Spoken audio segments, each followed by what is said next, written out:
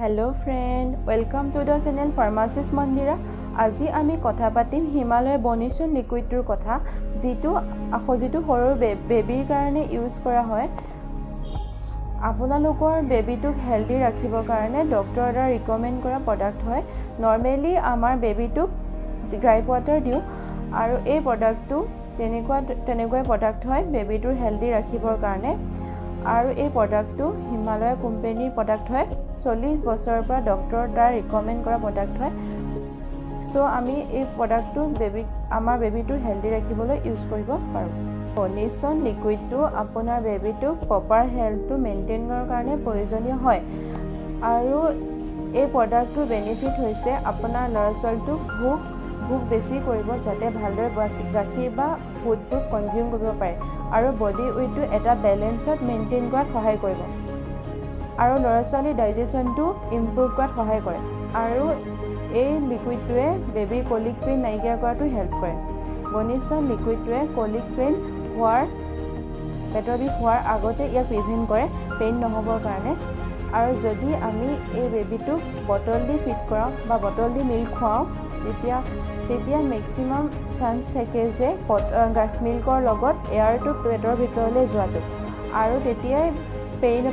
বেবিটোৰ পেটত পেইন কলিক পেইন হোৱা দেখা যায় আৰু বহু ক্ষেত্ৰত কান্দি থকাও দেখা যায় বেবিটোৱে এই লিকুইডটো ৰেগুলাৰ ইউজে আপোনাৰ বেবিটোৰ সকলো প্ৰবলেম ঠিক কৰাত হেল্প কৰে আৰু যেতিয়া আপোনাৰ বেবিটো হেলদি গ্ৰোথ হ'ব হেলদি হৈ থাকিব আৰু যেতিয়া ভোক প্ৰপাৰ লাগিব যেতিয়া প্ৰপাৰ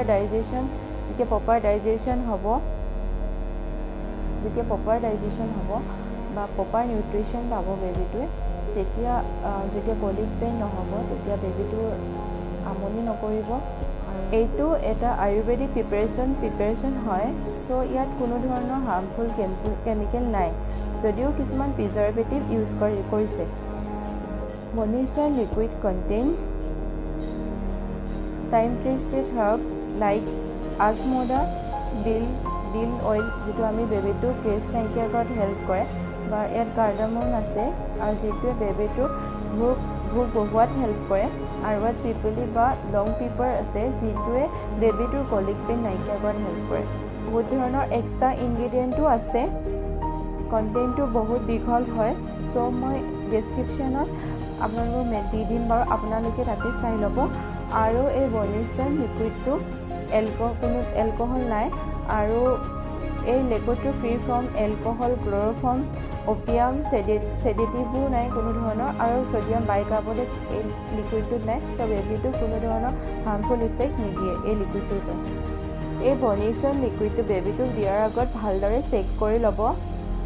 আৰু এই লিকুইডটোৱে ভোক বহুৱাত সহায় কৰে ওয়েট গেইনত হেল্প কৰে গেছ আৰু কলিক পেইন কনষ্টিপেশ্যন আদি ঠিক কৰাটো হেল্প কৰে আৰু এইটো যেহেতু OTC ড্ৰাগ হয় সো এইটো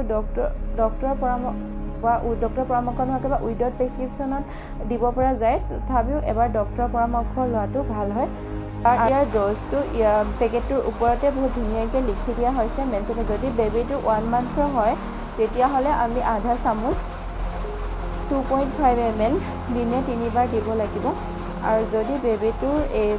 বেছ 1 মান্থৰ পৰা 6 মান্থৰ ভিতৰত হয় তেনেহ'লে 1 চামুচ বা 5 ml দিনে 3 বাৰ দিব লাগিব আৰু যদি বেবিটোৰ 6 মান্থৰ পৰা 3 ইয়াৰ্ছৰ ভিতৰত হয় তেতিয়াহ'লে 2 চামুচ মানে 10 ml দিনে 3 বাৰ দিব লাগিব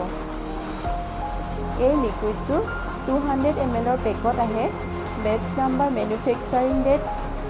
MRP সব লিখা আছে আৰু এই মেডিচিনটো